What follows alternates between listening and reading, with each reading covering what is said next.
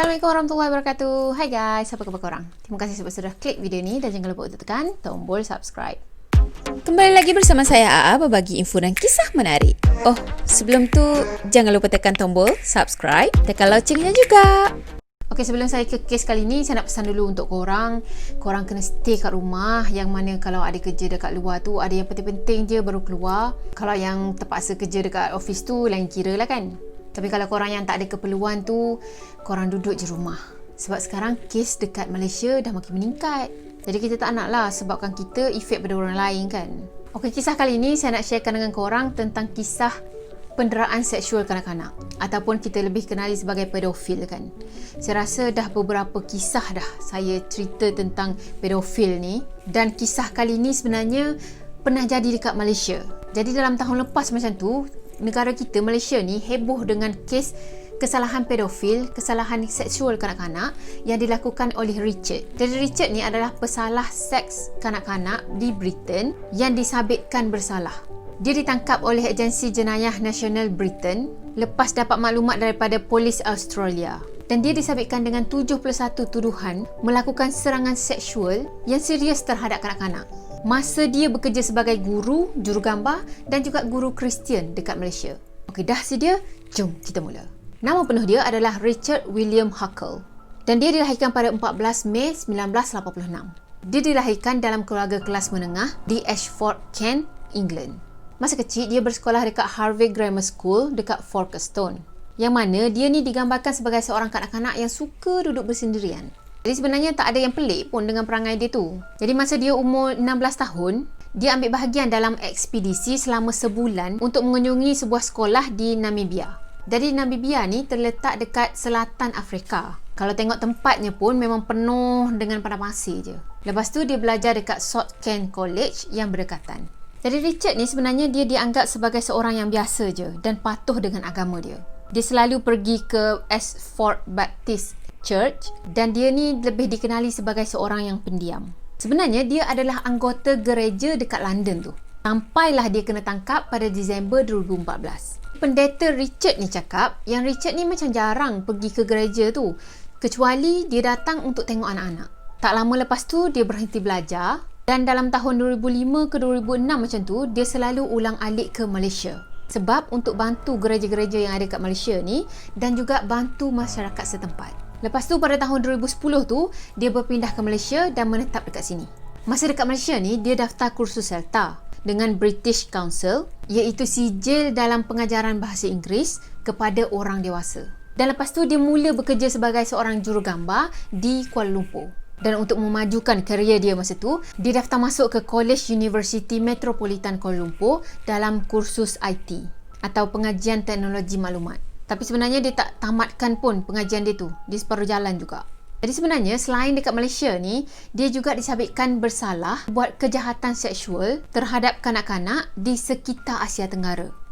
Maksudnya bukan negara Malaysia je lah yang kena. Antaranya termasuklah Singapura, Laos dan juga India.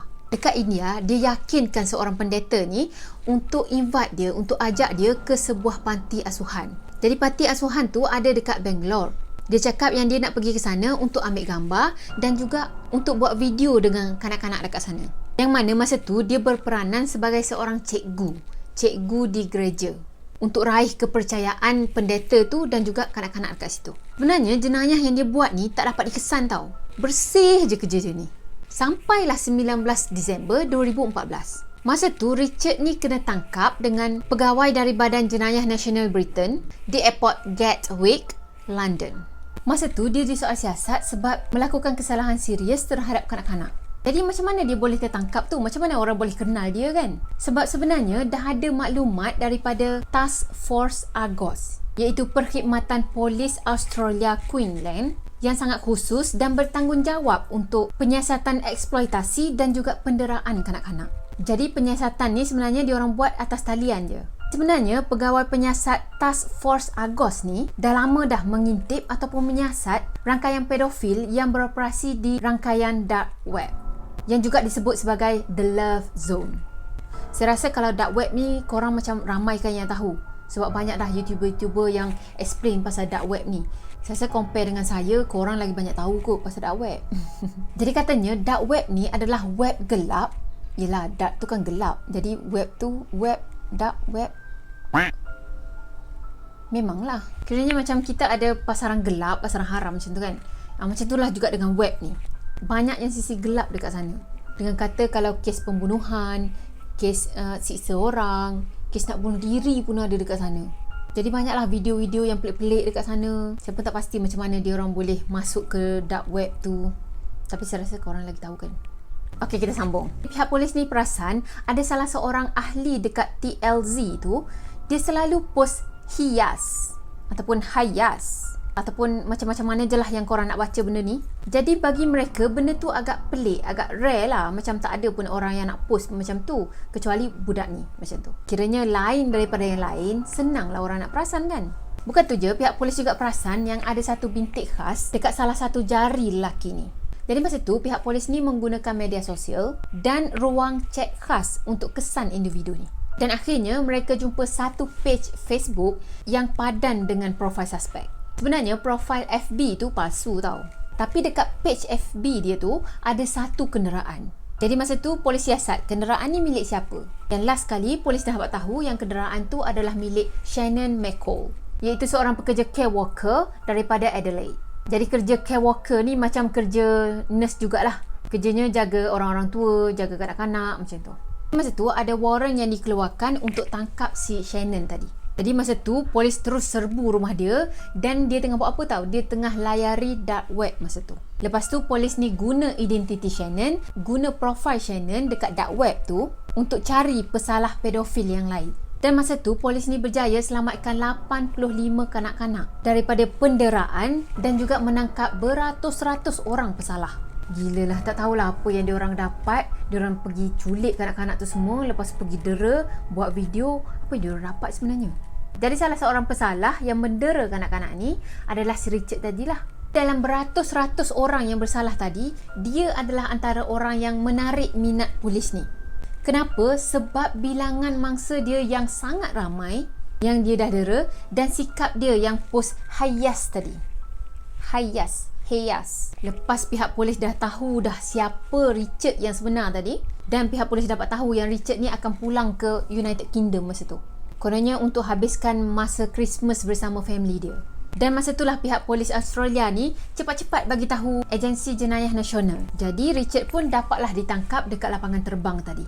Jadi lepas kena tangkap tu, Richard ni sebenarnya mendiamkan diri je. Dia tak nak jawab apa-apa pun soalan daripada pegawai polis yang tanya dia tu. Lepas polis ni cuba siasat, cuba korek tapi tak dapat apa-apa. Dan masa tu pun dia tak ada rekod jenayah. Dia macam orang yang baik je kan. Dan dia tak bertanggungjawab terhadap anak-anak bawah umur tadi. Jadi dia pun dibolehkan untuk ikat jamin. Dengan syarat dia kena tinggal dekat rumah mak dengan ayah dia je. Tak boleh merayau merata-rata. Lepas tu kamera, telefon bimbit, komputer riba dan juga hard disk komputer dia kena rampas.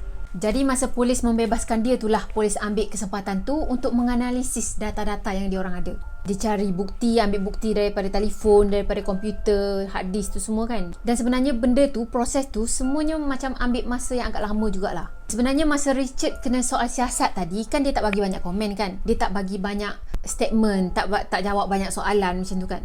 Dia banyak mendiamkan diri. Tapi lepas dia diikat jamin oleh mak bapak dia tadi, dia orang balik ke rumah mak ayah dia masa tu dan mak dia desak dia cerita hal yang sebenar, apa dah jadi kan. Jadi masa itulah dia mengaku dengan mak dia yang dia dah merogol kanak-kanak yang berusia 3 hingga 13 tahun. Saya tak boleh nak bayangkan macam mana dia boleh rogol kanak-kanak yang berumur 3 tahun. Itu bukan kanak-kanak tau. Itu macam baby lagi. Kan? Oh, cannot breathe. Masa tu mak dengan ayah dia kecewa sangat, marah sangat dengan apa yang dah Richard ni buat. Yelah, mak ayah mana yang tak marah? Mak ayah mana yang tak kecewa dengan anak dia yang ada sikap macam haiwan macam tu? Masa tu mak ayah dia terus telefon polis, lepas tu bagi tahu apa yang anak dia dah bagi tahu kat dia. Bagi tahu yang anak dia dah rogol kanak-kanak tu. Lepas tu masa tu jugalah polis datang ke rumah dia, dia ditangkap sekali lagi. Lepas Richard kena tangkap balik tu, dia dituduh dengan 91 tuduhan tau. Termasuklah mencipta dan memiliki pornografi kanak-kanak, pemerkosaan kanak-kanak di bawah usia 12 tahun, digital penetration, penderaan kanak-kanak, dan memudahkan pelanggaran kesalahan seksual kanak-kanak dengan buat buku manual pedofil. Allahu Akbar. Dia boleh siap buat buku manual untuk si pedofil, tahu tak? Senanglah siapa-siapa yang nak jadi pedofil lepas ni beli je buku dia. Sekali semua manual ada kat dalam tu. Mula-mula kau kena buat apa, lepas tu kau kena buat apa. Benda weh. Jadi masa tu dia tak boleh diikat jamin dan permohonan dia untuk diikat jamin ditolak oleh mahkamah. Asalnya Richard ni dia ada dekat HMP Lois. Jadi HMP tu adalah Her Majesty Prison. Tapi sebab kes dia ni berat juga, jadi dia dipindahkan ke HMP Belmarsh. Kiranya penjara yang besar sikit lah, jenayah pun yang berat sikit compare dengan penjara yang dekat Lois tadi. Masa pendengaran awal kes dia tu, pada Januari 2016, Richard mengaku tak bersalah dengan semua 91 pertuduhan. Lepas tu pihak pendakwa raya ni menyiapkan 3 perbicaraan berasingan. Sebab mereka yakin yang tak semua persidangan tu memerlukan juri. Tambah-tambah lagi dengan bukti grafik yang mereka ada tentang penderaan seksual kanak-kanak. Biasanya juri ni bukan terdiri daripada ahli undang-undang macam peguam tu je. Ada juga jawatan kuasa badan-badan yang lain. So kiranya juri ni dia akan vote lah nanti. Dia akan buat keputusan bagi pihak orang awam sama ada orang tu bersalah ataupun tak. Pada bulan April tu, masa perbicaraan awal, Richard minta untuk tunjuk kat dia semua bukti-bukti yang ada. Selepas dia dah tonton semua bukti-bukti bergambar tu, semua bukti-bukti video semua tu kan, dia mengaku bersalah atas 71 pertuduhan daripada 91 pertuduhan tadi. Sebab Richard dah buat pengakuan tadi, pendakwa raya ni memutuskan untuk tidak meneruskan proses pendakwaan terhadap 20 lagi kes. Jadi katanya mereka minta untuk menipu dalam dokumen tu untuk elakkan juri-juri ni daripada menonton gambar-gambar grafik dan juga video-video yang penyiksaan kanak-kanak tadi kan. Jadi dengan 71 pertuduhan yang Richard dah mengaku tadi pun dah cukup untuk buat dia berada dalam penjara dalam masa yang sangat panjang. Jadi masa perbicaraan dia itulah skala jenayah dia yang sangat luas terbentang dekat mahkamah tu tau. Jadi masa itulah semua orang tahu jenayah yang dia buat. Okey, sebenarnya dia mula buat kerja ni pada tahun 2006 dan berlanjutan selama 8 ke 9 tahun. Sampailah dia kena tangkap pada 2014. Jenayah dia ni termasuklah pemerkosaan kanak-kanak di bawah usia 12 tahun, pemilikan dan pengedaran pornografi kanak-kanak, penciptaan pornografi kanak-kanak, penderaan kanak-kanak, membuat manual pedofil yang bertajuk Pedophile and Poverty, Child Lover Guide, digital penetration kanak-kanak di bawah usia 12 tahun dan mengumpul wang untuk aktiviti dia dekat laman web dark web tadi.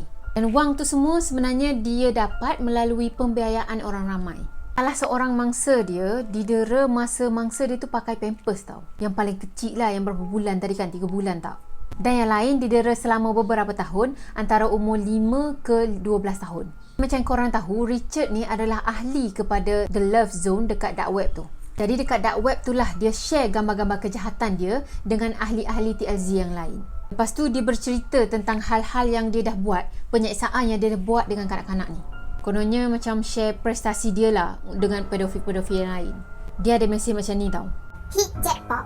Seorang gadis berusia 3 tahun yang setia kepada saya seperti anjing saya. Dan tidak ada yang peduli. Dia ada mesej macam ni. Anak-anak yang miskin pasti lebih mudah digoda daripada anak-anak kelas pertengahan. Jadi dalam salah satu posting pada tahun 2013 tu, dia mengaku dia dah mendera secara seksual kanak-kanak daripada keluarga yang sama. Bukan seorang, bukan 2 orang tau, tapi 4 orang kanak-kanak.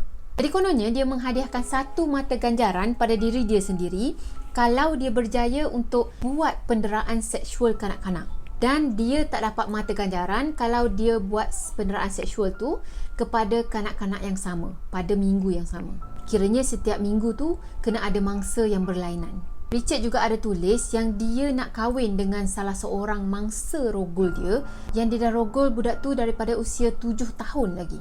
Dan katanya dia ada anak dengan budak perempuan tu tau. Okey, jadi secara keseluruhan, pendakwa raya ni mengungkap seramai 29 mangsa dan lebih daripada 20,000 gambar dan video tentang pornografi kanak-kanak. Tapi sebenarnya pihak berkuasa ni percaya yang mangsa dia lebih kurang 200 orang tau. Lebih daripada 200 orang.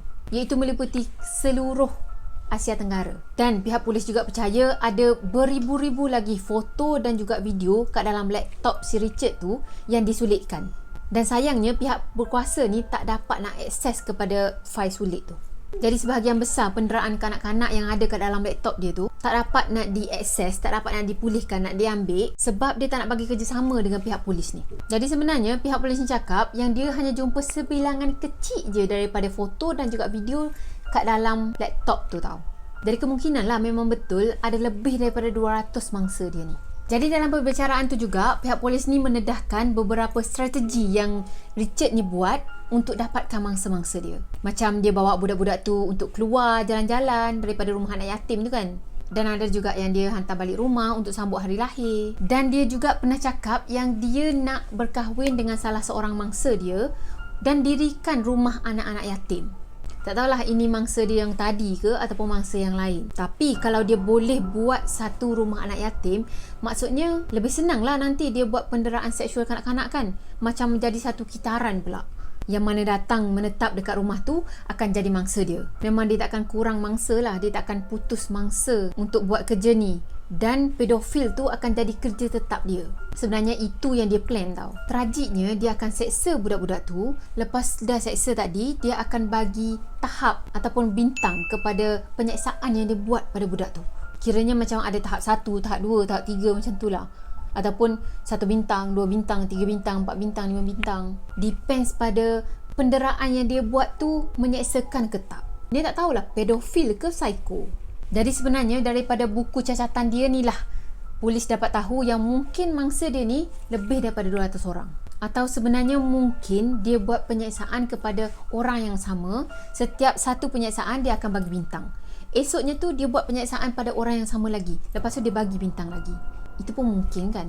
Lepas tu Richard ni diadili di bawah Seksyen 72 Akta Kesalahan Seksual 2003 yang membolehkan warga negara Britain diadili dan disabitkan di United Kingdom atas kesalahan jenayah seks kanak-kanak yang dilakukan masa dia dekat luar negara tu. Sebenarnya ini adalah seksyen undang-undang yang jarang diguna pakai tau.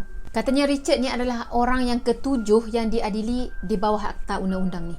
Jadi masa perbicaraan tu juga sebenarnya hakim ni berharap Richard ni boleh duduk dalam penjara tu dalam jangka masa yang sangat panjang. Dan mereka macam berkira-kira untuk bagi penjara seumur hidup pada Richard ni. Lepas tu dia buat kenyataan dekat mahkamah yang dibacakan oleh peguam dia. Dia cakap, saya sangat memahami dan menyedari skala sebenar kerosakan yang timbul terhadap masyarakat Malaysia. Saya berharap dapat melarikan diri dari kehidupan sunyi di UK, tetapi merasa terharu dengan perhatian yang saya terima di Malaysia. Saya betul-betul tersalah menilai kasih sayang yang saya terima dari anak-anak ini. Rasa rendah diri dan kurang percaya diri saya dengan wanita bukanlah alasan untuk saya gunakan anak-anak ini sebagai jalan keluar. Saya bersedia dan bersemangat untuk memulihkan diri dari tingkah laku yang menyinggung ini. Saya tidak mahu mati dengan gelaran pelancongan seks di Malaysia. Ini semua perbuatan saya akibat daripada ketidakmatangan saya dan saya benar-benar menyesal. So dia cakap macam tu, panjang kan statement dia. Jadi pada 6 Jun 2016, dia dijatuhkan hukuman penjara seumur hidup di atas 22 pertuduhan. Dengan hukuman penjara minimum 25 tahun sebelum dia layak untuk memohon pembebasan. Jadi hakim tu juga cakap yang Richard ni sebenarnya melakukan kempen pemerkosaan dan didorong oleh kepuasan nafsu dia. Di masa tu, Badan Jenayah Nasional ni mendapat kritikan daripada kerajaan Malaysia. Masa tu kerajaan Malaysia minta maklumat lanjut tentang mangsa-mangsa Richard ni supaya boleh beri khidmat nasihat pada mereka. Pada 6 Jun 2016, Peguam Negara Malaysia hubungi Pesuruh Jaya Tinggi Britain dekat Malaysia untuk dapatkan maklumat lanjut tentang kes tu. Tapi Agensi Jenayah Nasional masa tu membalas komen daripada kerajaan Malaysia ni. Diorang cakap diorang dah dedahkan perincian yang cukup dah untuk kerajaan Malaysia untuk bantu mereka-mereka yang terlibat. Tapi butiran secara lengkap, secara terperinci, mereka tak boleh nak dedahkan sebelum pendakwaan kepada Richard ni selesai. Jadi masa tu, sekatan media ni dilakukan sebagai langkah untuk melindungi mangsa-mangsa Richard tadi. Yelah, kalau mangsa-mangsa Richard tadi tersebar luas, orang dah tahu, oh, ini mangsa Richard, ini mangsa Richard. Pertama sekali, of course lah dia akan malu kan. Yang keduanya, takutnya pemangsa-pemangsa lain mangsa Richard ni. Jadi tak lama lepas tu, kerajaan Malaysia ni menubuhkan satu talian telefon untuk orang ramai yang ada maklumat, yang tahu, yang kenal dengan Richard ni, yang tahu siapa dia punya mangsa, untuk menghubungi pihak kerajaan Malaysia. Di masa tu jugalah kerajaan Malaysia ni diserang Badan Amal Perlindungan Kanak-kanak. sebab kurangnya undang-undang terhadap penderaan kanak-kanak dan juga pornografi kanak-kanak dekat Malaysia. Pada bulan Ogos 2016, sebagai tindak balas terhadap kritikan kes Richard tadi, Perdana Menteri masa tu tubuhkan satu pasukan khas untuk membentuk dan juga menyiasat balik Undang-Undang Perlindungan Kanak-Kanak Malaysia. So dalam pertimbanganlah untuk menyusun semula Undang-Undang Kanak-Kanak ni. Pada 13 Oktober 2019, Richard ni dicekik dan juga ditikam sebanyak 22 kali dalam sel dia. Dan masa tu dia dilaporkan mati dekat tempat kejadian. Lepas dah bedah siasat mayat tu, mereka laporkan yang ada kondom yang tersumbat dekat kerongkong si Richard tu. Pada 17 Januari 2020 pula, ada seorang tahanan yang bernama Paul Fitzgerald yang berumur 29 tahun. Dia ditahan dan didakwa atas pembunuhan si Richard tadi. Pada 5 Februari, Paul tadi pergi ke mahkamah untuk pembacaan kes dia atas pembunuhan Richard tadi. Dan sebenarnya ada bukti video yang menunjukkan dia yang bunuh Richard tu tau. Tapi katanya dia tak buat sebarang pengakuan pun. Dan tarikh percubaan kes dia ni ditetapkan pada 18 November 2020. The end. Okey, saya rasa pengenalan yang kita boleh ambil dalam cerita kali ni adalah bentuklah karakter diri anda sendiri. Pertama, kita kena yakin dengan diri sendiri. Kedua, kita kena pupuk diri kita supaya jaga sikap. Yang buruk-buruk tu simpan je lah kat rumah. Yang baik-baik je yang kita tunjuk ke orang macam tu. Kenapa saya cakap macam ni? Sebab macam kita tahu tadi, Richard ni orangnya pendiam tau. Sampaikan mungkin dia tak pandai dan dia tak tahu macam mana nak tackle perempuan. Macam statement yang dibacakan oleh peguam dia tadilah. Dia cakap sikap dia yang tak tahu nak berhubungan dengan perempuan tu tak menjadi sebab untuk dia bertindak macam tu kepada kanak-kanak ni. Jadi bila dah sikap dia macam tu, dia akan rasa terasing, dia akan rasa macam kurang dapat perhatian. Jadi bila dia datang ke Malaysia, dia dapat perhatian dengan identiti diri dia yang jadi cikgu tadi kan. Dia rasa dia dapat perhatian, dia rasa macam dia disayangi. Masa itulah minat dia tu berubah kepada kanak-kanak pula. Tapi memanglah ramai yang akan kerumun dia, ramai yang akan datang kat dia. Sebab pertama, dia tu orang putih. Kedua, dia tu cikgu. Memang budak-budak akan datang kat dia pun. Jadi perhatian yang dia dapat daripada kanak-kanak tadi, dia anggap sesuatu yang extraordinary, sesuatu yang sangat teruja dalam hidup dia. Sampaikan dia berimajinasi untuk melakukan seks dengan kanak-kanak. Okay guys, saya rasa sampai di sini dulu untuk video kali ni. Maaf kalau ada yang terkurang daripada saya dan maaf juga kalau saya ada menyentuh sensitiviti setengah individu. Kalau korang suka video ni, jangan lupa tekan tombol like, comment, share dan juga subscribe. Jumpa lagi di next video. Bye-bye. Assalamualaikum warahmatullahi wabarakatuh. Bye-bye.